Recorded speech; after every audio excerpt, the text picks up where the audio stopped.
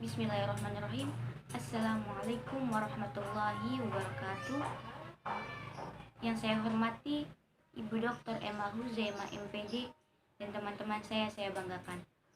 Alhamdulillah, puji syukur kehadirat Allah Subhanahu wa taala yang telah memberikan kesehatan kepada kita semua sehingga kita semua dapat berdiskusi pada kesempatan kali ini.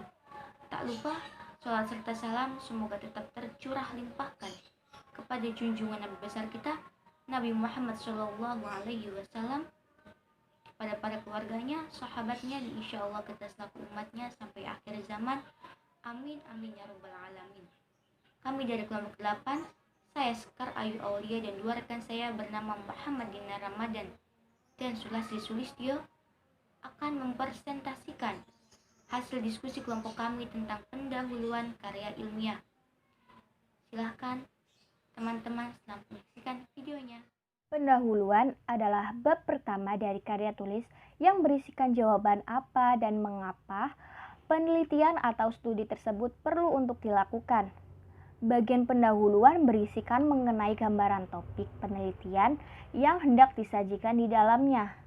Bab pendahuluan dalam karya ilmiah juga dapat disebut sebagai bagian pembuka dan muqaddimah. Bab pendahuluan merupakan salah satu bagian terpenting dalam karya ilmiah. Untuk dapat menulis sebuah karya ilmiah yang padu dan sesuai dengan kaidah, bab pendahuluan sangat syarat keberadaannya. Suatu karya tulis yang tidak ada bagian pendahuluan tidak bisa dikatakan sebagai karya ilmiah. Tulisan tersebut akan disebut sebagai tulisan biasa dan disebut sebagai tulisan ilmiah yang masih rumpal. Dalam penulisan sebuah karya ilmiah, di setiap bagiannya memiliki keterkaitan yang saling berhubung. Kita dapat menuliskan bagian isi jika kita sudah mengetahui konteks yang akan kita bahas, dan konteks tersebut berada di dalam bab pendahuluan. Bagian isi juga merupakan jawaban atas pertanyaan di dalam bagian pendahuluan, dan kita hanya bisa menulis isi karya ilmiah jika kita sudah mengetahui rumusan masalahnya. Tujuan pendahuluan karya ilmiah. Tujuannya adalah mengarahkan pembaca dari bidang umum ke bidang tertentu dan juga mengarahkan pembaca kepada isi artikel. Sebagaimana abstrak, seharusnya pendahuluan juga berfungsi sebagai hoks yang menarik pembaca untuk membaca artikel.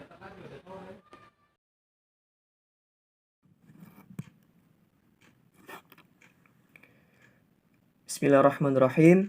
Saya akan menjelaskan tentang bagian-bagian yang terdapat dalam karya ilmiah. Yang pertama yaitu struktur karya ilmiah, dan yang kedua yaitu bagian-bagian karya ilmiah. Yang pertama, struktur karya ilmiah. Suatu karya ilmiah biasanya memiliki 3 bagian. Di antaranya adalah pendahuluan, isi dan pembahasan, dan kesimpulan. Pendahuluan. Bagian pendahuluan berisikan dasar-dasar penelitian ilmiah yang dilakukan, masalah yang diangkat, dan mekanisme penyelesaian masalah itu. Yang kedua yaitu isi dan pembahasan. Bagian isi dan pembahasan ini bisa terdiri dari satu bab atau lebih. Jumlah bab pada bagian ini bergantung seberapa pelik pembedahan dan pembahasan dari bahan penelitian. Yang ketiga yaitu kesimpulan. Bagian kesimpulan berisikan kesimpulan dari hasil analisis pada bagian isi dan pembahasan. Kesimpulan yang disampaikan pada bagian ini berupa penjelasan singkat dan padat mengenai hasil analisis. Biasanya, bagian ini hanya terdiri dari satu bab. Yang kedua yaitu bagian-bagian karya ilmiah. Secara garis besar, karya tulis ilmiah dapat dibagi menjadi 3 bagian, yaitu bagian awal, bagian tengah, atau bagian inti, dan bagian akhir.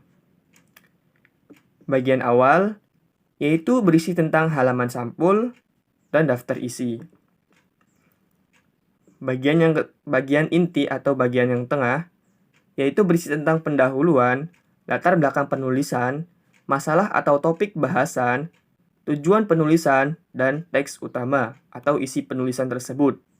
Dan yang terakhir, penutup. Yang ketiga, yaitu bagian akhir. Bagian akhir ini berisi tentang daftar rujukan dan lampiran. Jadi kesimpulannya adalah, pendahuluan merupakan bagian awal atau bagian pembuka. Pendahuluan juga melayani tujuan mengarahkan pembaca dari bidang studi umum ke bidang penelitian tertentu. Ini menetapkan konteks penelitian yang sedang dilakukan dengan berangkum pemahaman saat ini dan informasi latar belakang tentang topik tersebut. Menyatakan tujuan penelitian dalam bentuk hipotesis, pertanyaan, atau rumusan masalah penelitian. Selain itu, bagian pendahuluan juga menjelaskan secara singkat pemikiran Anda, pendekatan metodologis, menyoroti potensi hasil-hasil yang dapat diungkapkan oleh penelitian Anda, dan menggambarkan struktur makalah yang tersisa.